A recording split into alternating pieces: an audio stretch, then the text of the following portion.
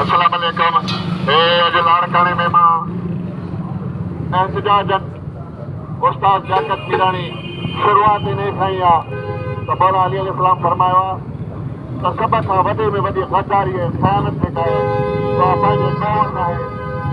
ऐं chief justice J लाइ chief justice जेको चए थो त हे जेके माण्हू डंडा खणी अलाए किथां 20 थाणा कढी अचनि था उन्हनि खे मां ॿुधाईंदो हलां त मां मीराणी आहियां, मीर बरज़ात जो मलाह आहियां ऐं मां हिते मुंहिंजा ख़ानदान जा माण्हू 70,000 साल पुराणे खां रहनि था ऐं मां बि हिकिड़ो पुरमन आहियां।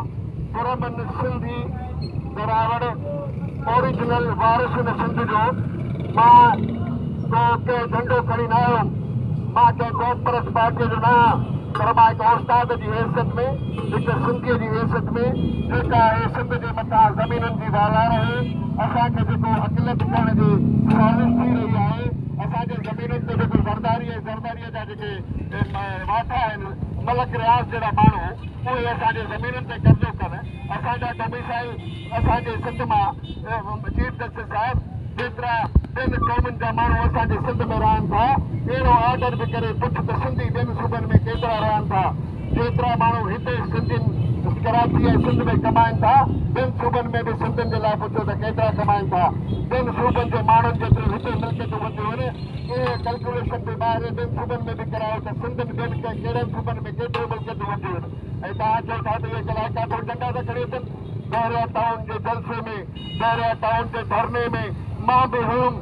मां अॼु पाकिस्तानी चौक खां सिंध सरकार खे चवां थो त महिरबानी करे मूंखे बि हिकिड़े उस्ताद जी हैसियत में गिरफ़्तार कयो।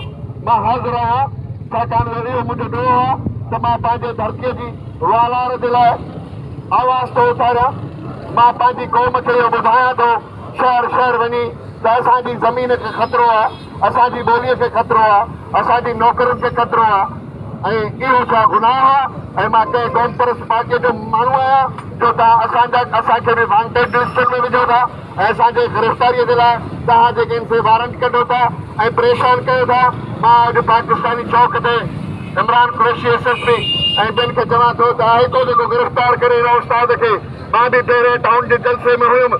यादि रखो इएं जॾहिं सिंध जो हर माण्हू पढ़ियल लिखियल विचोले तबिके जो जंहिंजो सियासत सां को वास्तो बि न हूंदो पर उन जे बावजूदि जॾहिं उहो निकिरंदो ऐं हीअं अलॻि ऐलान तव्हांजे ख़िलाफ़ बग़ावत कंदो त तव्हां जेको आहे इहे ज़मीनुनि ते कब्ज़ा था कयो, तव्हां असांखे अकिलत में तब्दील करण जूं कोशिशूं था कयो, तव्हां असांजे सिंधी ॿोलीअ खे ख़तमु करण जूं कोशिशि था कयो, असांजे नौजवाननि जी महिनत ते भाड़ो हणी चीफ जस्टिस साहिब इहो बि कॾहिं कैलकुलेशन पुछो त सिंध जे डोमिसाइलनि ते असां सां केॾी हेरा फेरी कई वई आहे वफ़ाक़ में। इहे पर्टिकुलर्स ते घुरायो वरी चओ था त इहे कहिड़ा माण्हू आहे जेके झंडा खणी निकिता। असां सिंधी आहियूं, असां सिंधी पंहिंजे ज़मीन जी वारसी कंदासीं, असां सिंधी पंहिंजे हलंदो थोरो असां सिंधी अॼु पाकिस्तानी चौक ते जेके असांजे सिंधी साथी अॻवाननि ते जो केस दाख़िल कया विया आहिनि उहे हिकदमि ख़तमु कया आहिनि। इहे घोड़ा केस तव्हांखे ख़बर आहे त जेके माण्हू